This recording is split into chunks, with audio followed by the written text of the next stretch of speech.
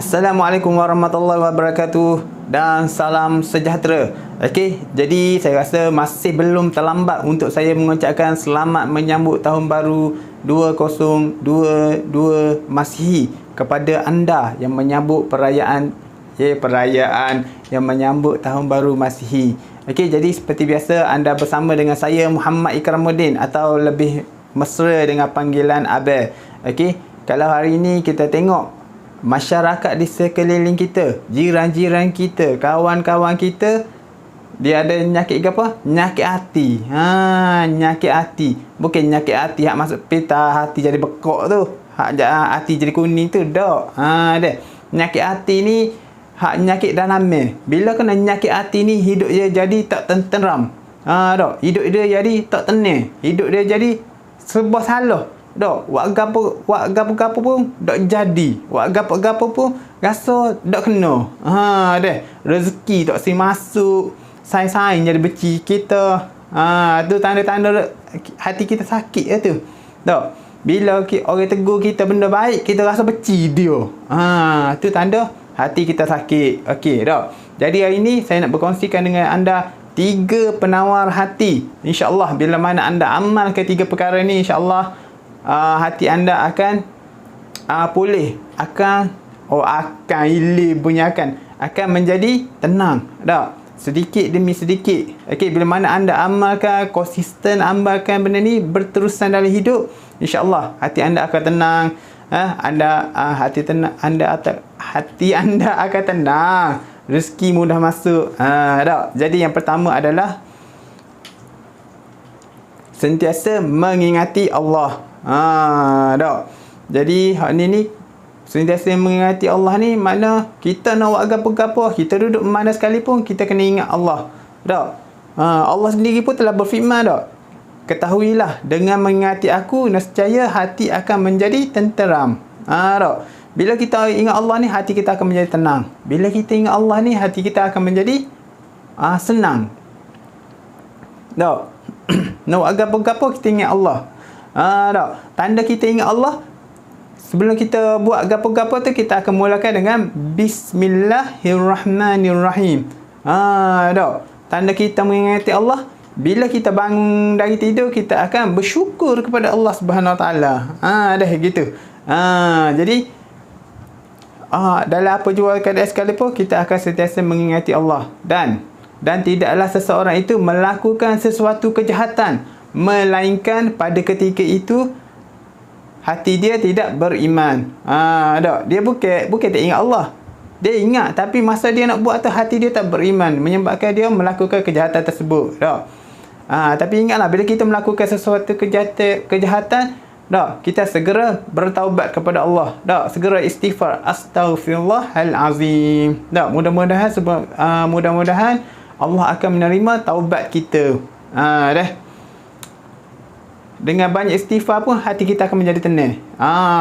Gitu. Okey, dan yang kedua adalah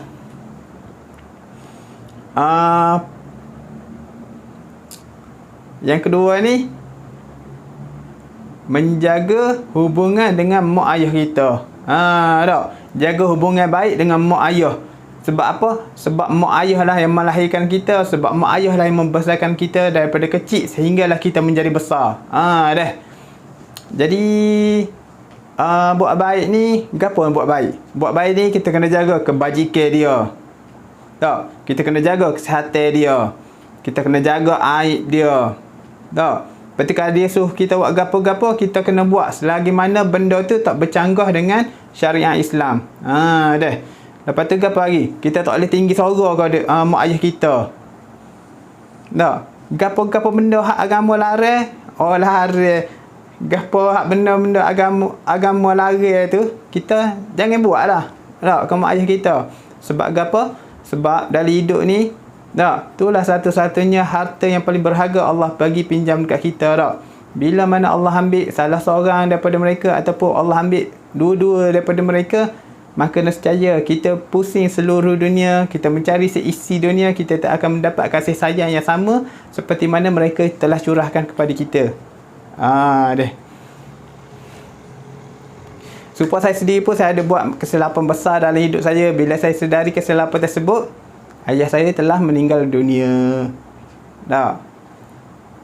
Tapi Alhamdulillah, Allah beri kesempatan untuk kami adik-beradik uruskan jenazah abah kami daripada mandi sampailah ke urusan penkebumian. Dah. Jadi bila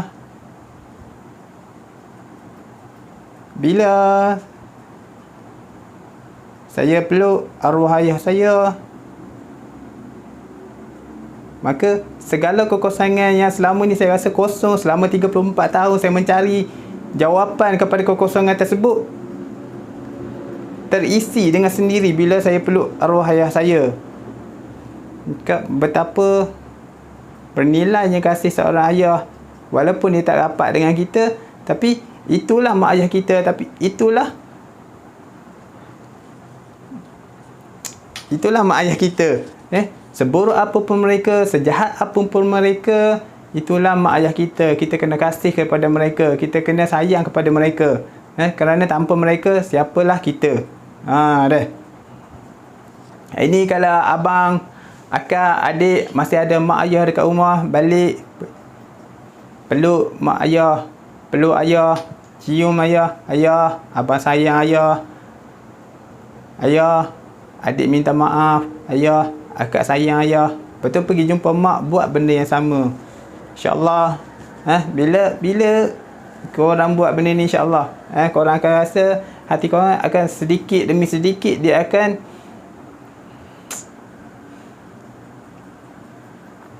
ketenangan tu akan datang. Hati kita yang sakit tu akan terubat dengan sendiri. Benda ni kena cuba. Korang kena cuba amalkan. Kalau setakat dengar, dia tak akan memberi apa-apa kesan ke dalam hati korang. Okey. Kemudian yang ketiga, siapa nak tahu kunci ketiga, angkat tangan. Angkat tangan siapa nak tahu kunci ketiga. Okey. Kunci ketiga adalah perbanyakkan sedekah. Okey. Bila mana anda perbanyakkan sedekah, insya-Allah rezeki akan melimpah ruah.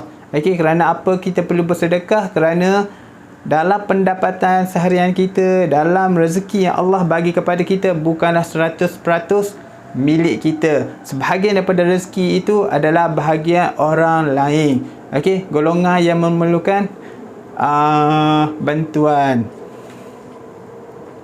Tak. Apa nak ayat? Tak. Ini duit yang kita ada dalam poket, kita saya duit dalam poket tu belum tentu milik kita.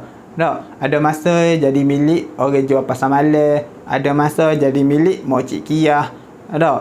Ada masa jadi milik supermarket. Tapi asal-asalnya milik Shopee ya tak. Shopee asal-asalnya duk habis duit kita.